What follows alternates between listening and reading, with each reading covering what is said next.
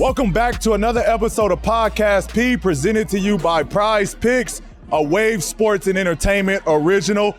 I'm with my guys, Dallas Rutherford, Jackie Long. Right now, we are here representing All-Star Weekend down at the Punch Bowl Social. What an amazing venue here in Indianapolis. And we got a special guest, ladies and gentlemen. Who we got, P? Who we got? Who we got? This man right here is someone that I think is one of the most dominant, not just big men, but basketball players we've ever seen. He's in my draft. Big Boogie Cousins. Come on! Yes, sir. Thanks for coming on, Boogie, bro. Appreciate y'all. What's up with it, bro? Hey, bro, I'm coolin', man. Living life, bro. How you, bro? Love that. Feeling good. You're not too far from, college days, right down the road. Yeah, we right down the road, yeah. Y'all weather similar in Kentucky how it is right now in Indy? Yeah, it's brutal, bro. It's the same It's thing, some bullshit. man. I never get used to this shit, bro. I promise. This is some bull. I was just in Cabo, hopped off the plane. I was like, You was in that sun, wasn't you? I was in that sun like You that. was in that sunny delight. Two Like that. opposites, we just bro. gonna ignore that quick flex, though. Yeah, you did flex on us. Oh, okay. You did flex on us, B. I was in Cabo and all that shit. Okay. I didn't pay for the flight, yo. He flexed on us again. Okay, another Let me flex. shut up. Flex. Keep the show going. Boogie, do you golf? Do I golf? No, but Okay. I'm trying. Okay, and I good. got a lot of potential. Okay, Like, how many times have you played? About 4. Okay. About 4 times. Outside, I'm talking like outside of like top golf. I don't consider top golf like actually going about 4 times. You're And already a step ahead in my book, knowing that Top Golf isn't like golf. Yeah, so, you can't like, you're on consider your that. way. I think Nah. that shit golf. You do? Hell yeah. Nah. Well, shit, I'm a professional. But you said then. Top Golf go? Top golf is golf. Yeah. I'm a pro then. Because I'm in that motherfucker. Yeah. We gotta take him on the next one when we go on a for sure. on a Let me trip know, for yeah. sure. P was in Cabo, and he said that he shot 100 this week. So, like, that's a big step. If you can shot shoot 100? underneath 100 shot or 100. 100, you're better Because, than like I've been 95. like 120, 130. I've been in that range for the longest. See, I give I'm you not that. even at that point. I'm not at that point Where yet. you keeping score yet? I'm just trying to make sure I can hit it with a little distance, bro. Like, I'm at that stage in my golf career. Just a you know little what I'm bit, saying? Yeah, man. I Little hit that motherfucker consistently. You Now know wait, what I'm P, he gotta get special made golf clubs because he's so tall. saying? Same. So you the same thing. I Okay. haven't even got to that point yet, Big. man. Yeah, I'm You know, sure. I'm still trying to find my passion for it, but Yeah. I'm taking the steps forward. So, Okay. yeah, it's like that. Okay. Yeah. Okay. Let's get right into it. A lot of people don't know you got your own comedy brand, the Boogie Comedy Slam. Yes. Where that inspiration come from with you starting that off? I know one of your most popular ones is Naptown's own Mike Epps in it. Absolutely. Honestly, it started from childhood. I was that kid that, stayed up. I was watching Comic View. Like, Comic View. Late night. That was my shit. Like, You was up late night. I'm late night. And, Yeah. you know what happened after Comic View? But that's another We ain't gonna story. talk about that. BT after dark, huh? That credit card. Tip drill. You making that call? But nah, man, I was a huge Comic View fan growing up. Obviously, growing up playing the game of ball, I'm a huge fan of Shaquille O'Neal. So he was actually my inspiration with trying to, come out with my own comedy series and things like that. I was a huge fan of all his All-Star specials. He's put out a few comedy specials. So I'm going to be honest, I basically took his whole play idea. I thought it was brilliant. And, I just tried to come out with my own version of it. So that's kind of the backstory with how I got started with that. Well, congratulations. Yeah, Appreciate that, bro. I dig it. Appreciate that. Hey, funny enough, because you said that, What's that? you know how they do the, so after you watch Comic View, the late night stuff, Right. they do the whole, like, the ointment, right? They Did do you the ever- what? The ointment, like What? Hey. the Jesus, like, Okay. Like The sprinkles? spiritual Yeah. holy water. Yeah. So funny enough, bro, You. I called in, I got my ointment sent to the house, I did a prayer, sprinkled that shit on my forehead, prayed to get in the NBA. That shit works. That shit worked. Bro, that's crazy. I swear to you. Were you all by yourself when I you was did all this? by myself. I took the call.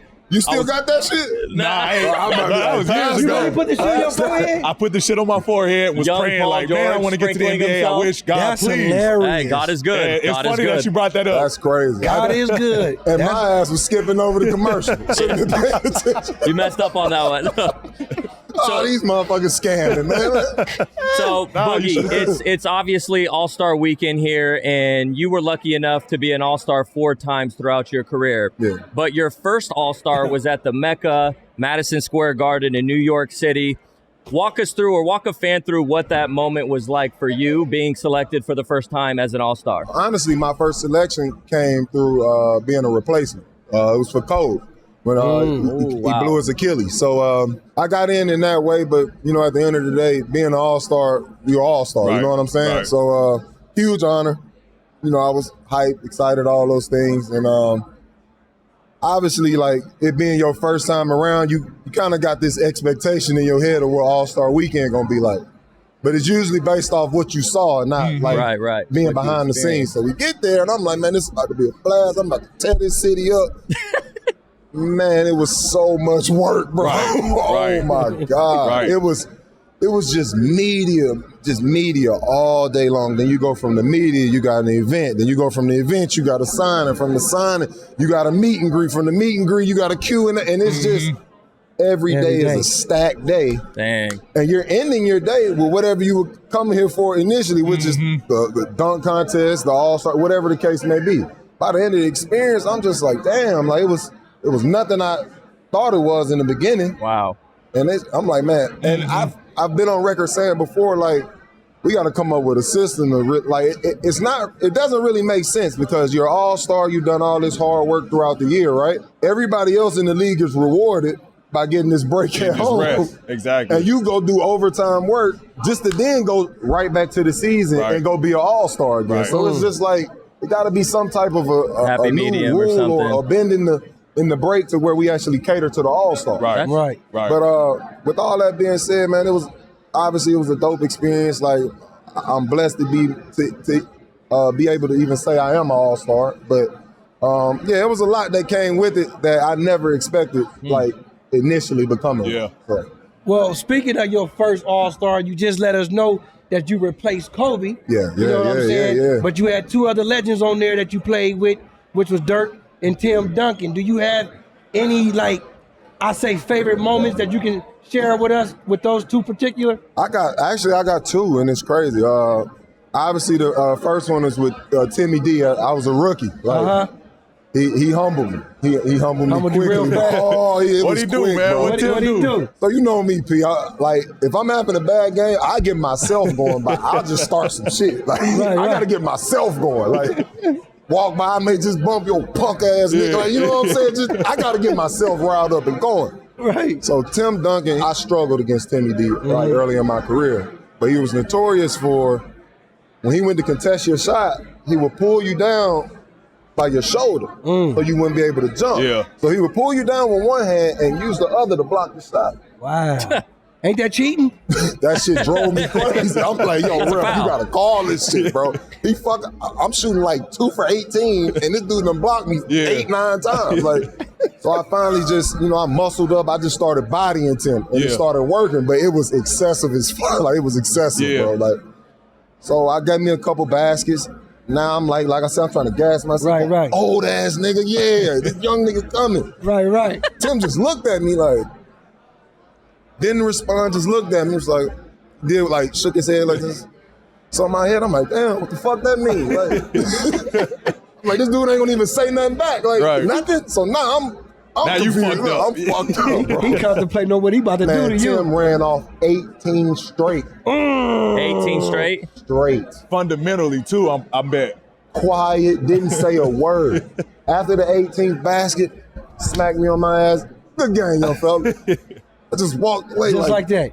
I walked away just feeling like shit. Like, I really just got played, and the motherfucker didn't say a word to me. Like, but Tim did that, and Dirk, I think I got one of my hardest dunks in my career. Like, it was an and one break. I mean, it was an and one, but it was on a break, and I caught Dirk. I bodied Dirk so crazy, and they called it an offensive foul. Like, Dirk ain't taking no charges. Dirk just in the way. Old ass in the way. He's not blocking it. They had to save Dirk. I dunked Dirk so crazy, and they called the offensive foul, bro. I was sick, bro. Sick. And they actually ended up getting a picture of the dunk. So, I grew up, we all had the posters and shit, and you remember they always caught somebody in their most iconic dunk. Right. So in my head, I'm like, that's mine one. right there. This it. I got Dirk ass, like, it's up.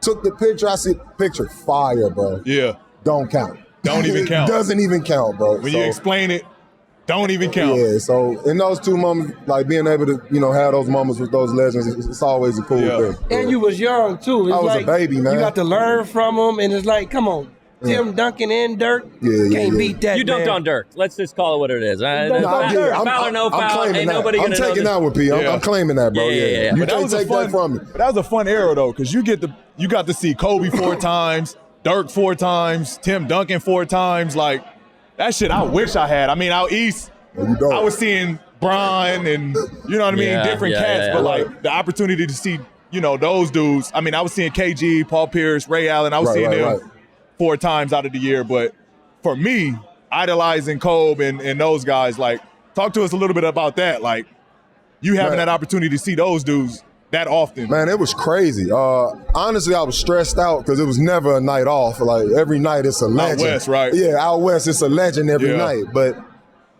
just being able to learn from those dudes from afar, like seeing the habits, seeing the way they carried themselves before games, the preparation, we all got stories with Kobe, just that militant mindset, like, and you could put it into how good he was, how talented he was, but I think Kobe's best skill set overall was his work ethic, and that is a skill. Like, so just being able to see these different things from afar on a nightly basis, and then seeing these guys go out and then perform, like, and it's like riding a bike for them, like, because they've done it so many times, they prepared so many times, and they became creatures of habit. So just trying to learn from afar, pick up those habits, and obviously you see these greats and you look at them as greats, you see how they carry themselves, and you try to, put that same stigma on yourself.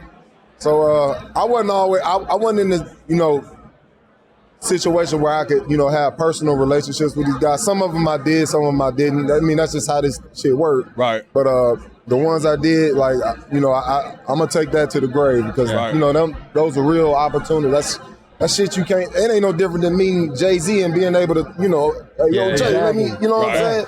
These are dudes that have done this shit at the elite level. So just being able to have those type of relationships is always a dope ass thing.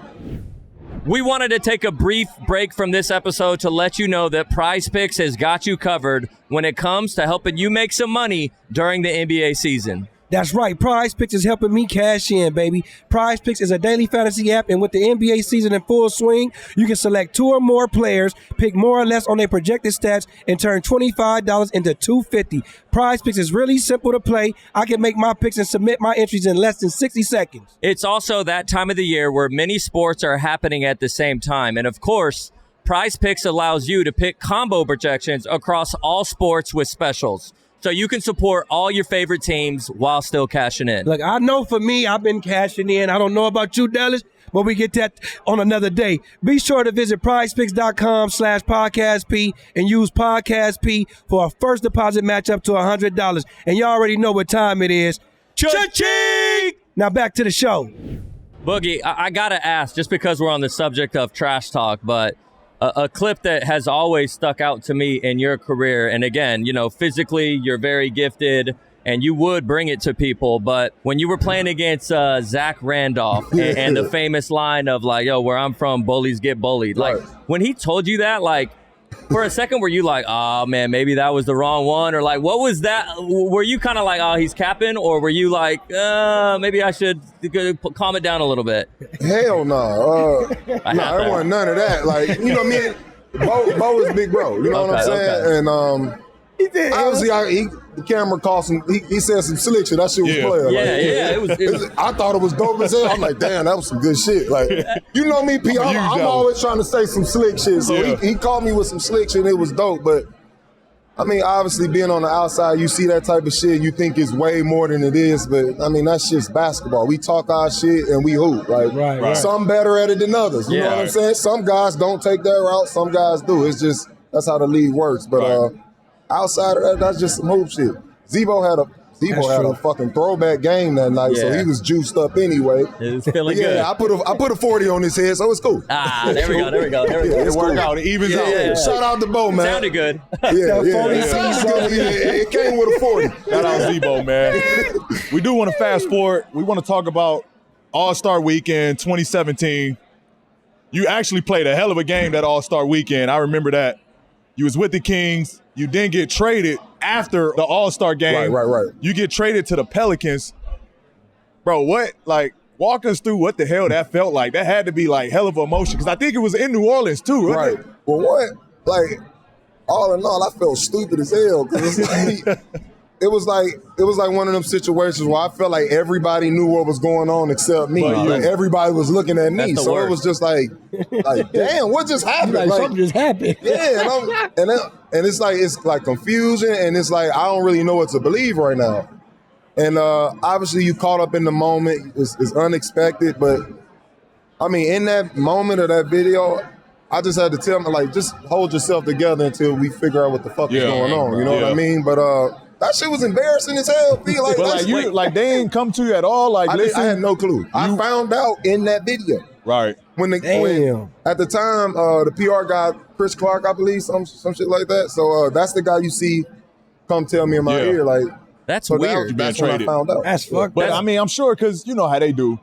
Listen, Bugs, who you looking at, who you want to pair up with, like anybody you like. I'm sure they had that conversation with you to make you feel secure, not being traded. And then next thing you know, you're getting traded. So it wasn't anything about who I wanted to play with or anything. They weren't. And I ain't gonna say the Kings. I'm gonna say Vlade. This some Vlade shit. Yeah. You know what I'm saying? Shit. Way to be direct. Yeah. I'm gonna be direct with mine. Y'all know that. But it was some slick shit, and I was in conversations about my extension at the time, all of those things. So it was more so about securing that. So in my head, we had a handshake agreement. We agreed on it. Told me the rumors were rumors. You know how this shit goes. So I had no choice but to trust those words. Like, we had a real meeting, agents involved, all that. You know how it goes. Right. You know the whole process. Right. So in my head, like, all right, we done. We got that done. Right. After the break, I'm going to get ready to sign it. I'm on with my future. You know what I'm saying? So I was completely blindsided. And, I mean, that's just kind of the results of what y'all saw. Yeah. So, and in that day, that's when you learn this shit really is like, it's a business, but it's a dirty business. Yeah. Like, you know what I'm saying? Yeah, like, That's crazy. But being in Sac, I know Sacramento was a little dysfunctional at the time, but then getting traded, going to New Orleans, playing with AD, was it kind of like a weight lifted? Like you kind of out of a bad situation into a newer situation that you had some positive outlook on? Honestly, for me, I didn't really look at it in that moment, in the headspace I was in. I didn't look at it as like a new opportunity. I kind of felt like I was thrown thrown to the wolves type. In the beginning, I'm just like, why would you trade me with AD and we like play the same position? So in my head, I'm just like, they trying to like kill me out. And obviously, AD was younger. He was a younger talent, so it just didn't really make sense. Like so, once I kind of spoke with the organization and they kind of told me what their plan was, I'm like, well, damn, this could really be something special because throughout my career so far, this is the most talented guy I've ever teamed up with. Right. And all I've ever wanted in my career was a guy that I know I can go to war with. Right. Exactly. I told myself, shit, we could just make this shit something special. Like, we both got a different skill set. It's something like the league hasn't seen.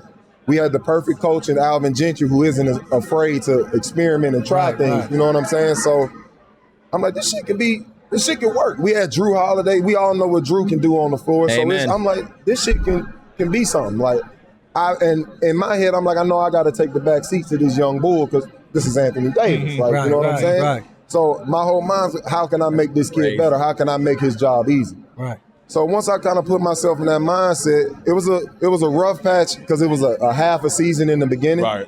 So it was a rough patch. We're just trying to figure out the space and figuring out his habits, him figuring out my habits, making sure Drew is always involved because he's that good of a player. So it was a weird balance in the beginning, but towards the end of that season, we started getting a little flow.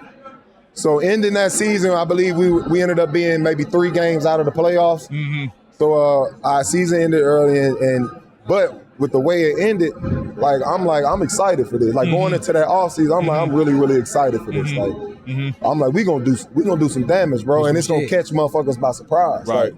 we had a little cap space in the summer, so I'm like, we gonna be able to, I know I can get some dogs in here with me. Like, that's why I reached out to Rondo, got Rondo in there with us. We added a couple other pieces. So it was the right situation. Going into that offseason, I probably trained the hardest I've ever had like throughout my career. I lost a gang away, was in the best shape of my life, like, because I was that like ready to make this shit work. Yeah, So obviously, things played out the way it did, and that's unfortunate. That's the nature of this business. That's the nature of the beast. That's gonna always be a what if for me in my career, because like what me and bro built in that short amount of time, I knew it was gonna be something really, really special. Yeah, but, shit happens. Do you think you just you didn't get enough time? Like, you didn't get enough time with AD to really like? Shit, we was rolling, bro. Yeah, y'all was. Yeah, I mean, y'all was a tough cover. Like, you got to double both of y'all. Yeah. Ain't enough people on the floor. And every night it was like, pick your pool. You want to stop? You want to try to stop him tonight or me? Like, right, exactly. So, which one are we gonna be cool with getting 40 and 20? I definitely think we could have had like a Tim Duncan, David Robinson type for sure. If obviously everything aligned correctly. For sure. I don't see that. I don't see them ever trying to break that duo up. Like, I believe we were that dominant. So, short-lived, but, that's small sample size was epic, for sure. Well, I got a question for both of y'all. Any of y'all can answer it first, because I know y'all both played on Team USA. Okay. And they always show videos of y'all bonding overseas and shit. So I want to ask y'all this question. What's a better moment to bond, All-Star or Team USA?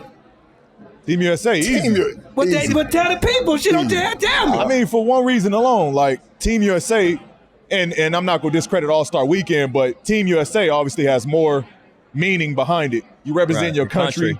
You together a lot longer. Like, you gon' build great memories and moments, you know what I mean?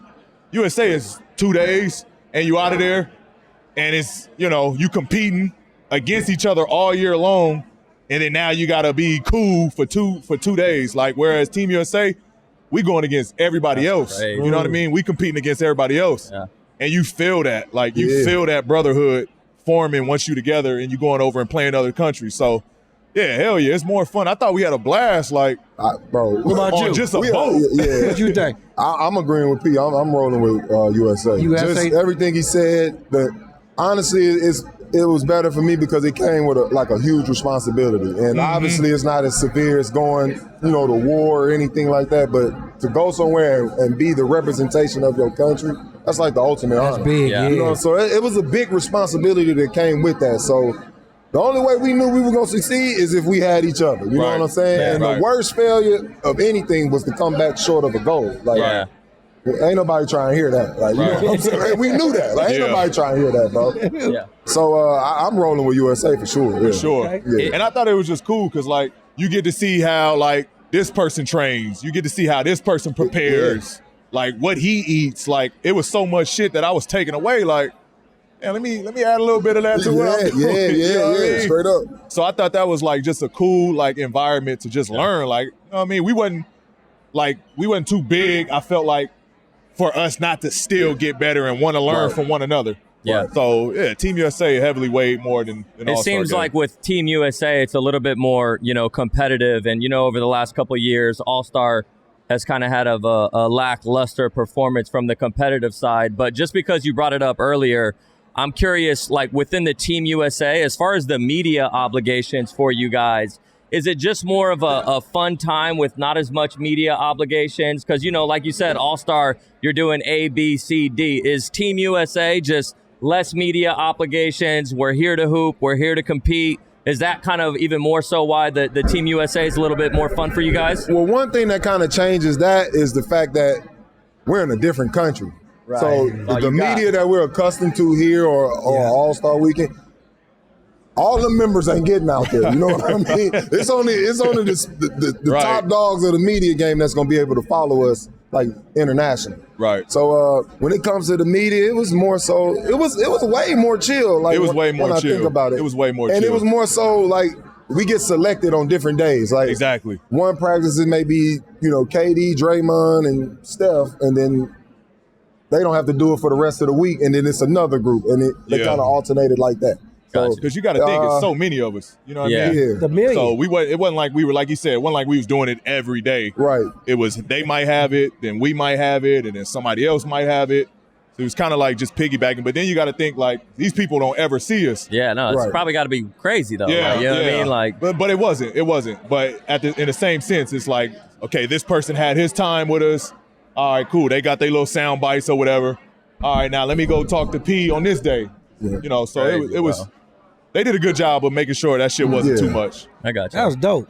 So, P, we got to talk about it. Obviously, we're in Indiana, back where it all started. I know I have a ton of great memories from you starting your career out here. But what does it mean to you to be back home? Just kind of where the NBA and that life all started for you? I mean, obviously, it's dope to be back here. This is where it started.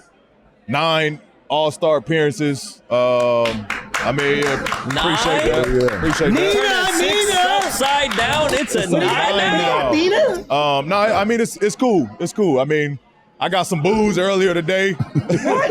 Yes, Get out of here. I got some booze earlier today. So I don't know what to expect tomorrow. Right. You know what I mean? But They I'm gonna have a booed good the time. They booed me I didn't even see that. Why at they boo you, the man? practice. That's at the All-Star crazy. practice. There was some booze in there. Oh, But you saw when I walked in here, it's like a general warm welcome. But you know, when you get amongst a bunch of them, Well, they we ain't already gonna do know it where about- I can see them. Right. we already know They about gonna do it boys. collectively. Yeah. I like to practice.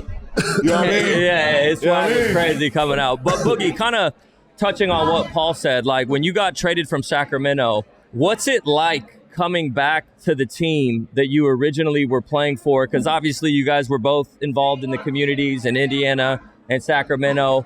Is there a sense of like maybe a little bit, I'm nervous, like are they going to accept me? Are they going to praise me? Because again, boos, cheers. What was it like for you to come back to Sacramento and play for the first time? Well, for me, I'm an emotional player anyway, so I was definitely emotional about the situation, how everything kind of played out. So for me, it hit a little different. So early on, I had a fire to just destroy these motherfuckers every chance I got. Like, if I didn't have over 30 with a W, I had a horrible night. Like, Yeah. that was my mindset when it came to, facing the Kings. But honestly, I think it also goes to just being a competitor. Like, when you go through these different things, like adversity in your career and things like that, a competitor and also an athlete. Right. When you go through these different obstacles, you go through that different adversity in your career, for most athletes, it's either used to help motivate you and build you up, or it's going to be the point where it crumbles you and defeats you. Yeah. So whenever I went through my situations or things I just didn't agree with, it's going to always be a form of motivation for me. And maybe it wouldn't come out the same, the correct way or the right way, but that motivation is what helped me become what I was on that floor. You know what I'm saying? Also, when it came to just being a competitor, I feel like you have to know your strengths and your weaknesses. And I knew with myself, like, I would get bored, like, not to sound arrogant, but I was like that, bro. No, and it was nice where it was just like, it was boring to me. Like, so I would have to use different things just Find to get stuff. myself like going. And I knew that about myself. So I was always trying to, counteract that part, knowing like, hey, you real lackadaisical today. Hey, Yeah. man, like let's Gotta use find something. something. Like, you ain't yourself today. So Yeah. coming in on those nights against Sacramento, I always had some motivation. I always had something to get me over that hump. I know what I'm about to do tonight. And once I knew I had my mind made up, I already knew how my night was gonna go. Yeah. So I was that guy. I always had some type of form of motivation, and that was just another moment. Yeah. I gotta ask, bro, do you think you get like, because we see Jokic, right? Yeah. But watching him, he not the first to do what he's doing. Like, I think you kind of like, for a long part of the time after the Dwights, the Shaqs, the Hakeems, like you kind of reinvented that center position with scoring, Agree. with passing, with rebounding. Agree. Do you think you get that credit that you deserve from that center? Like, because we see how good Jokic is, like I said. I don't, but it was also, and I'm okay with that, like, because one, that's just how this shit go. Like, you Yeah. ain't gonna always get your flower. It just is what it is. Right. And it may be the opinion of like, the majority, whatever the case may be. But long as my peers know what I'm about and what I brought to this game, that's the part that validates it for me. Yeah. Like, I'm securing myself knowing that part. Yeah. But at the same time, it was like I did come into the league. It was at a weird time because when we came in, it was still too big. Yep. It was a real power forward. That motherfucker gonna be 6'10", 260. You gonna have a 7-foot center back there, 280. Yeah. Like, so we came in that era, and I came in in the era to where I really didn't have a position. They really didn't know. They didn't even really know what to do with me. It was. And I understood why, because I wasn't the traditional big. I wasn't out there, you know me, B. I wasn't out there trying to shoot no fucking skyhook. Right. I'm trying to cross a motherfucker up and fade him. Like, you know what I'm saying? I had a little man complex on that ass. Yeah, but that was always, that's how I wanted to separate myself in this game. So I grew up being a fan of Sean Williams. Like, that's Sean Williams that played at Memphis, played New York, all that. That was kind of how I wanted to, carve my way in this game. So to go back to, getting my credit, like, I kind of blame it on the timing of things. There's always a player that came before his time that don't get the credit he deserves. Like, you know what I'm saying? And I just feel like I'm one of those guys, which is fine. Like, you know what I'm saying? As long as my peers know what's up. And then it's the fact that you got these two young boys. I did it on the level that I did it, and we thought it was incredible. These motherfuckers to a whole nother level, bro. Like, so in my mind, it's just like, I can't be mad at that shit. Like, these motherfuckers are cold, bro. You started this shit, though. That's I may have started it, but they finishing it. You know what I'm saying? Okay, these two dudes, you talking Joel and man, these dudes incredible, bro. Like, we ain't never seen no shit like this. Like, we got a motherfucker the size of Shaq with Kobe feet. Like, exactly. Nimble. Yeah, bro, it's crazy. So I've grown. It's like, it's always that player that's ahead of his time that'll never really be recognized. And like I said, I just feel like I'm one of those guys that kind of fall in that category. And it's cool. Like, that's just how this shit go. You know what I'm saying? Yeah. I do want to ask, too, have you came to terms or, like, found peace of where your career is now? Because I know the injuries suck, right? And that's always the what ifs. You had the Achilles injuries. Like, what if that never happened, where your career would have been, you know what I mean? Because that, just you being out alone, you lose timing, you lose rhythm, you lose a little confidence, like being able to do shit you used to be able to do when you were younger. Like, did you come to grips with yourself, with your family, or where you was in your career? Because I struggle with that. Like, I do shit sometimes like, damn, man, I used to be able to do this, that. Like, now I got to reinvent myself, like time after again. Did I ever come to grips with it? I guess you could say yes and no. I never accept the fact that the label is that I can't play the game anymore. Like, as a competitor, as driven as I've been in this game since I've stepped foot in it, like the blood, sweat, and tears I put behind this shit, I never accept that. Like, and I could be completely fucking wrong. Yeah. And that's cool too. But I'll never accept that because I know what I can do when I get on the floor. Right. But I had to come to a peace with it when it came to my family and my situation at home. And honestly, being home and being able to just sit back and people don't realize, like, when it comes to this career, like, this shit take all our time. Not a little bit, not most of it. It takes all of our time. Being a father, being a husband, being like a family member, that shit, motherfuckers be going through it at home, bro. Yeah, like, it's not the normal situation, like, being in this career. Right. Like, so it's a lot of stress on your family. It's a lot of stress on your home, and it's always us in the position of trying to play catch up or play fix it, because it's never gonna be right, because all your time is going to this. Yeah.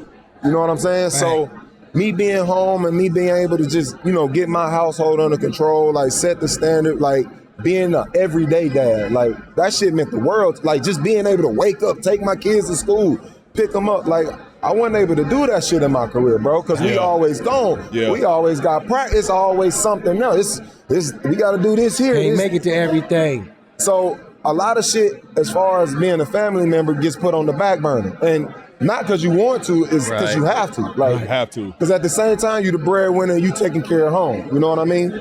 Once I was able to, like, experience that part of my life, like, I fell in love with it, bro. So, and that part helped me really shift my entire mindset. So now when it comes to me doing work or doing business, I'm doing it off convenience. And when I mean convenience, if I can't do it where I'm still able to be home or be away from home only a limited amount of time, I ain't really trying to do that shit. Right. You know what I'm saying? Yep. Because now home is my number one priority. So honestly, when it comes to answering that question, did I move on from it? In a way I did. I never accept the excuses and the narrative that comes with it. But as far as moving on with my life, bro, absolutely. And I'm happy as fuck about it. Like, you know what I mean? That is awesome. I 100% vouch for you. We had our conversations when I'm trying to get you back with us in the Clippers.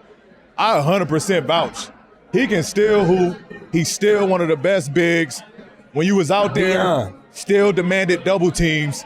It just, I know how this shit go. Right. And so it was a tough battle for me to have, but I'm 100% with you. I think you still productive, still can produce in this league. You still can be one of the top bigs that we've seen in this league. So, I mean, I'm one to give you your flowers here first. Appreciate you, bro. We can all Absolutely. attest to that. Thank you, bro. Give you your Thank you. flowers, bro. Well, I wish it was 2021 again with the team that the Clippers got right now, because that's when y'all first played with each other. Yep. And I just want to know from you, P, is there anything specific that you learned from Boogie that you didn't know? Because, you know, y'all with a boy, just tell everybody. This motherfucker been knowing me a long time. That's what I'm saying. A long time. Way like, back. I mean, honestly, and it was something I knew already, but like his level of competitiveness is beyond. It's beyond what I already knew. You know what I mean? Right. Like he literally wants to win every time he on that floor. When we was watching them play ones, they playing stay ready games. He wants to win at all costs, and like that was one thing that I was like, when I was vouching for him, like, are y'all serious? Like, we got somebody that wants to win, gonna compete every possession, and we gonna let that just walk away? Like, you want that in your locker room. So, I mean, it wasn't nothing that, like I said, we go way back. Is he a little bit like your teammate now, Russell? Just like it. That fiery, competitive, that edge. Literally on the court, I got an edge. I don't want to be homies. I don't want to be friends. It's me versus you. Nothing else. We can be cool later, bro. We can be cool later. Exactly. But that's how it is. You one of the people, like, I say Lance in that same Lance Stevenson. I was just going to say Lance. Competitive on the floor. The second you get off that floor, you want to be right on their own. Like, hey, what we doing, dog? You trying to go out? Yeah, right. What you doing? Get lit, bro. Yeah. You want to be exactly like that, bro. Yeah. On the court, the best people to be with. So we both in this media game, right? We call it the new media.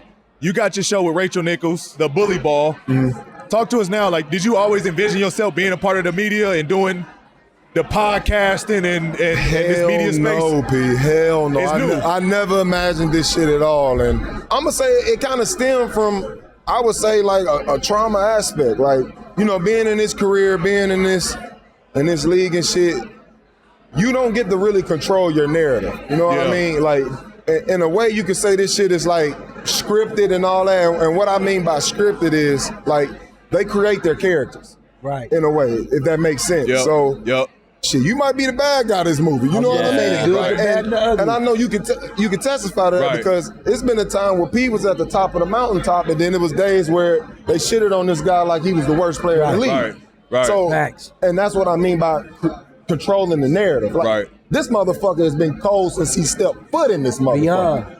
You know what I mean? So it doesn't even make, the guy just said he is a 9-time All-Star, like first ballot Hall of Fame, all of these things, but still and all that, they're gonna find a way to make you the bad guy at times, and then you're the savior at other times. So for me, I never fucked with that shit. Like, cause me coming in, like, my whole mindset is I want to come in, do my job, be myself, and just dominate. Like, I want to dominate and win games. And I have to be myself in order to do that. Right. So the fact that I feel I can never really be myself, and on top of being myself, it then became where I was demonized for it. Like, I ain't fuck with that shit. So, you know, it also came with the, you know, how my career played out towards the end. And I would just hear these different things of why I'm not in the NBA and outside of me just being injured. Nigga got hurt. Nigga, that's how this shit go. But it was so many narratives like I'm a cancer in the locker room. I'm this, I'm a distract. And it's just like, God damn, like how a motherfucker get 12 years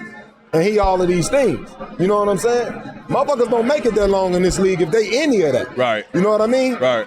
So for me, it was like I got to a point where, and also just coming in this league, when I came in, it was a shut up and dribble league. Like, we don't want to hear what the fuck y'all got to say. Right. You gonna hear what the fuck I got to say, bro. Right. And that's one of the things that did bite me in the ass being in the air. So now I'm at the point where if there is a narrative, I want to be able to create it myself. I want y'all to know who I am strictly from the horse's mouth. You know what I'm saying? You ain't going to be able to get it misconstrued or confused because you heard it here first. This is who I am. Yeah. You know what I'm saying? Can't nobody else tell you who I am because I'm going to tell you who I am. Right. You know what I mean? So it's finally and early on, I wasn't a motherfucker that liked to talk. Like, if I'm comfortable with you and I rock with you, you going to get DeMarcus. You know what I mean? Right. If I don't know you and I ain't comfortable, I won't say 2 fucking words to you. Like, and it's gonna remain that way. You know what I mean? Right. So in the beginning, I was a guy that didn't quite talk, and things would be said, and you know, I just kind of let that shit roll off the shoulder, or you gotta ignore it, act like it don't happen, be the bigger man and shit. Like, now it's to the point where you gonna hear what the fuck I got to say. Yeah. Like, Yeah. And you can still disagree, but you still gonna hear what the fuck I got to say. Like, you know what I'm saying? So that's kind of real. how I ended up in this space, bro. Yeah. That's why I fucks with you since day one, because you ain't never, ever since I known this man, been afraid to express He been the same yourself. person, for real. You always say what's on your mind. You do what you want to do. Have you found it difficult at all to potentially be critical of peers you competed against? Meaning at this stage I'm here now? At this stage now? Honestly, like, when it comes to doing this side of things, like, I understand the side of being a player. Like, Right. I understand that firsthand. So obviously I'm always be biased. But learning this business and shit, you also, just being in it, you gonna learn the other side of it. So obviously it's gonna always be some type of a balance. It's a balance of being a professional, it's a balance of being under an organization. So it's a balance. Right. When it comes to just being critical, like, I have no problem being honest because that's who I was when I was a player. Yep. Hey, if you fucking up, bro, I'm gonna tell you fucking up. But guess what? When I'm fucking up, I need you to come be honest with me, bro. Yeah. Because that's the only way we gonna reach this fucking goal is being honest and holding each other And you accountable. ain't taking it as he bringing you down. You like, Nigga, tell me, coach right. me up, bro. Hey, hurt my feelings. Right. But hey, don't be no when I come back and do it to you. You know what I'm saying? Exactly. Because at the end of the day, it's about reaching a goal. Right. So it is a balance. It's sometimes it's difficult to keep that balance. I never want to be the OG where it seems like I'm bitter or I'm hating on the young guys.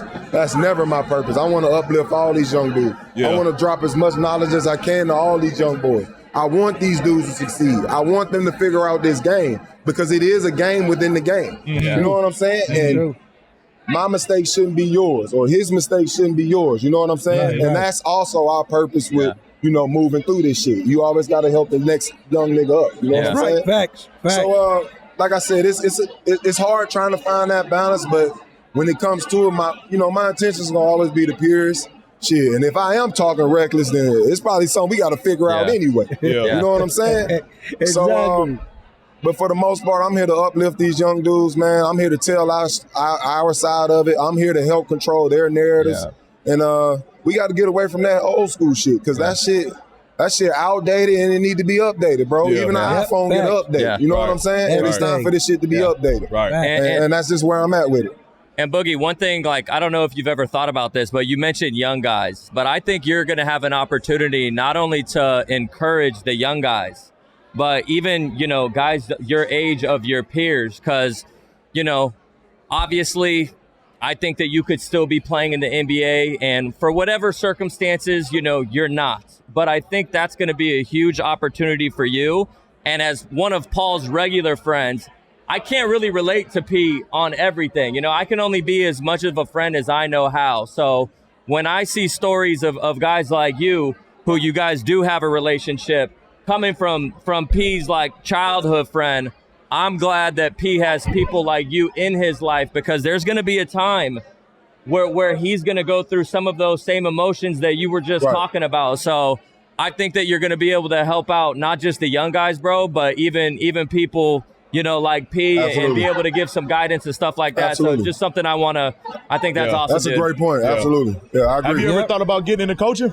Man, I keep getting asked that, bro. I don't know, man. I don't know if I can deal with a Paul George, man. But I think you have a great presence in it, though.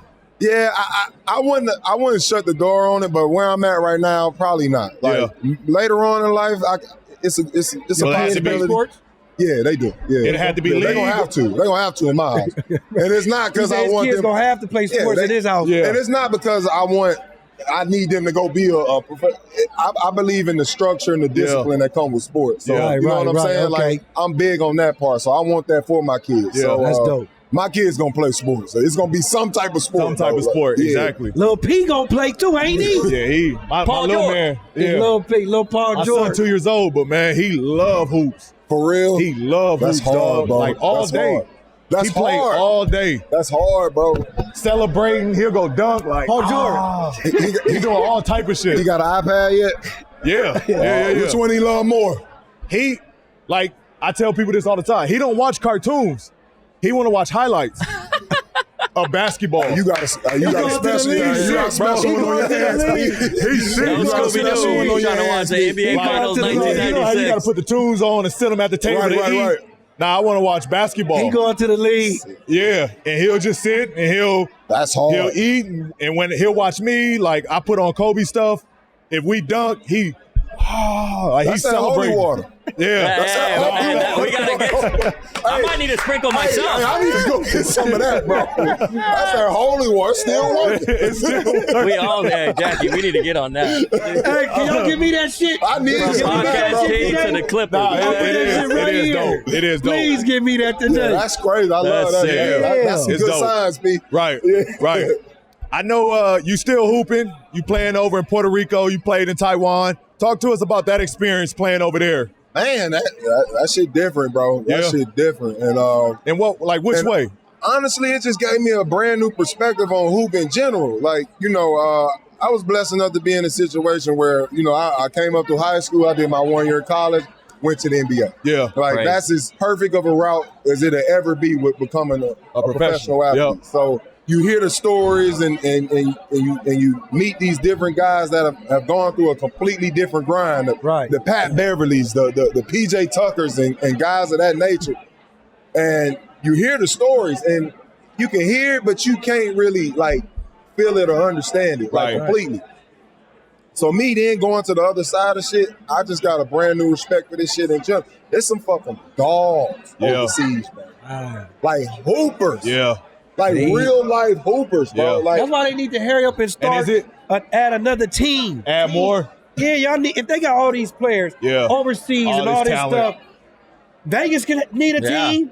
we gonna need about 4 to 6 more teams, bro. Like, I mean, we saw last night the G League team actually beat one of the Rookie Rising Challenge, and there's a lot of guys that can play. So that's crazy. Just that whole experience, realize it's so much talent, and we so brainwashed. And like I said, we came up the perfect route. So all we know is the NBA. Like that's all we know. So in our head, this is the top of the top. Like, and I'm not saying it's not. All I'm saying is it's so much fucking talent out there that's undiscovered, that's unheard of, that went under the radar, and I'm looking at these dudes. It's like it's no way you're supposed to be in the NBA, bro. Like seriously, So it was more so that and just gaining a new respect for these dudes with that overseas grind. You know what I'm saying? We got it so good when it comes to this NBA shit. Like it's on some diva shit. Like we pamper hand and feet. Like for example, my experience in Puerto Rico. Every game you're driving in that motherfucker. So it may be a game 5 hours away. What? You gotta drive into it. Drive to the game. What? You go play. Like y'all in high school. Drive back. Then you drive back. Wow. And it could be 5 hours away. 5 hours away, bro. That's and you crazy. imagine And we 6'9" and up, bro. You get out that car. In that car. It ain't no car. It ain't no car perfectly comfortable for us. Like at some point that motherfucker gonna lock up. That's how y'all gonna kick in, ain't it? So you sitting for 5, hop out, go play a full game, 38 minutes, full game, 5 hours like this. Like, Literally. like this. They probably some boo-boo buses too. They ain't like You got to drive over there. Oh, You. that's cool. Hey, man, I gotta be ready. Man. I gotta be ready. Hey, who was that got But in at your the same car today? time- Zubac, right? Huh? When Zubac got in your car, when that Zubac went, Yeah. Couldn't fit. he couldn't fit in his car. I It was, bet. oh my God. Yeah. Look, But at the same time, like, just experiencing that shit, seeing it, like, over a course of a season, I'm like, man, this grind is like, no, on top of them putting in the work, being there for practice, the two-a-days, the training, they doing everything we doing in the league, Yeah. except it's a whole nother layer added to it on top of their grind. So, like I said, just seeing that and experiencing it, I gained a whole new respect for that overseas grind because them dudes putting in fucking work over there, bro, and they don't get no a credit. quarter of the credit that some of these guys that don't put in that much work do. So, come on, NBA Love of the start. game. Love of the Add game. 3 more teams to the league, NBA. Damn. I do want to, just on a small note of that, because I know I've been to, Philippines, I've been to China. Just talk to us a little bit of just the appreciation that they have for you. Like, it's on a whole nother scale of what you'll see in the NBA, just how much they enjoy and they appreciate the game of basketball, and you specifically being in the league. Like, talk to us a little bit of that, a little appreciation of it. Well, one, it helps because, like I said earlier, when it comes to this league and the game, like I said, they control the narrative. They control their characters. They control when you at the top. They control when they're ready to tear you down. Yeah. You know what I mean? With that happening, the casual fan follows because we've all seen it. Like I said, P was at the mountaintop. When he was going through his dog days, the casual fan was shitting on this dude. Yeah. It was crazy. And it's just like, it don't even fucking make sense. Yeah. Like, True. but that's how they control, that's The how they narrative, control their product. You know what I mean? That's how they control their market. So with that being said, you go to these places overseas that don't have that same influence over them, you get the genuine appreciation of them as a fan for your game. Like, you know what I mean? Yeah. So the hate that comes with, you don't really experience that over there. And don't get it twisted. When it comes to the game, you're going to have your guys, we hope you miss, you suck. But the verbal assault that comes with it over here, you don't experience that over there, bro. Like, That's awesome. it's real, genuine love. And even after the game, they're going to let you know, man, hey, you lost or you may have won, but hey, man, I really appreciate you and what you bring to this game, bro. You know what I'm saying? And I think that's the part that kind of get lost on our side, if that makes sense. Yeah. Well, there you have it. We want to wrap right there, Big Cuz. We appreciate you, my dog. We gotta go, B. Yeah, we gotta go. We gotta go. I wanted DeMarcus Cousins to be my cousin. Damn, man. Hey, we appreciate you, Brody. Absolutely. Appreciate you, man. I appreciate y'all, man. Man.